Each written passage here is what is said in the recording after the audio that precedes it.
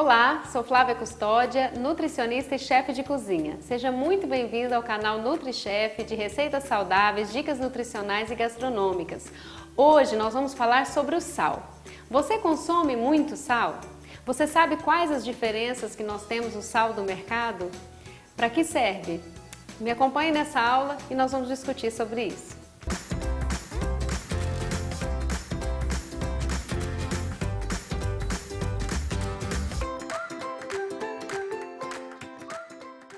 O sal é um alimento muito importante para o nosso organismo porque ele fornece o sódio, que ajuda muito no balanço hídrico do nosso corpo.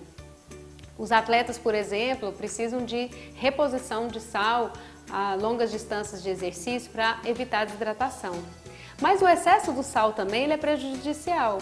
Pode aumentar a retenção de líquido, isso é ruim para piora de celulite e ganho de peso, como também aumento da pressão arterial. E hoje tem muita quantidade de hipertensos no Brasil e no mundo, não é verdade? Então é importante a gente ter um controle do consumo do sal para assim não trazer prejuízo para a saúde. Vamos conhecer os diferentes tipos de sal? O mais comum que nós temos no mercado é o sal refinado. Ele passa por um processo de refinamento, adição de produtos químicos para fazer o branqueamento desse sal. Ele é de baixo custo e por conta disso ele foi adicionado de iodo para evitar o bócio também. Então o maior consumo da população é desse sal. O sal grosso, ele não tem produto químico, ele é extraído do mar por evaporação e é através dele que se faz o refinado. Só que a diferença é que o sal grosso não tem adição de produto químico. O pessoal usa muito para churrasco e moer na hora também. O sal marinho, ele é um sal 100% natural. A grande diferença do refinado é que ele não sofre nenhum tipo de tratamento térmico e nem adição de produto químico. Então ele é só a base da evaporação da água do mar se extrai esse sal marinho. Então ele é mais saudável para a gente usar no dia a dia, para você fazer as refeições diariamente. Então você utilizar o sal marinho na elaboração dos seus pratos diariamente é mais interessante.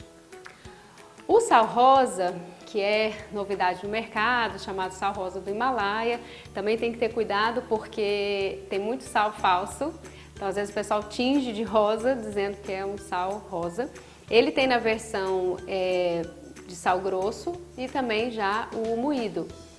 A diferença é que o sal rosa ele tem 30% menos de sódio em relação ao sal marinho, ao sal refinado, ao sal grosso. Mas ele tem sódio, então ele, dependendo da quantidade usada, pode trazer todos os prejuízos dos demais. E o sal light, ele é um sal feito sinteticamente, que ele é acrescido de potássio. Então é 50% de sódio e 50% de potássio. Muito interessante para quem tem pressão alta, por exemplo, mas tem que ter muito cuidado no preparo, no uso do sal, no preparo das refeições, porque ele pode deixar um sabor residual meio amargo e deixando um gosto no alimento. Então tem que ter muito cuidado no uso do sal light. Uma preocupação é que se o sal tem iodo ou não. Então o sal refinado, ele é iodado. E o sal marinho tem um pouco menos de iodo, mas hoje você já encontra escrito no rótulo se o sal é iodado. Então é interessante que você compre esse tipo de sal. O sal rosa não tem iodo, então não dá para usar somente ele na semana toda. Então às vezes um prato ou outro que você queira colocar porque ele tem ausência de iodo. E o iodo ele é importante para evitar o bócio, certo? A quantidade necessária diária, você sabe qual é?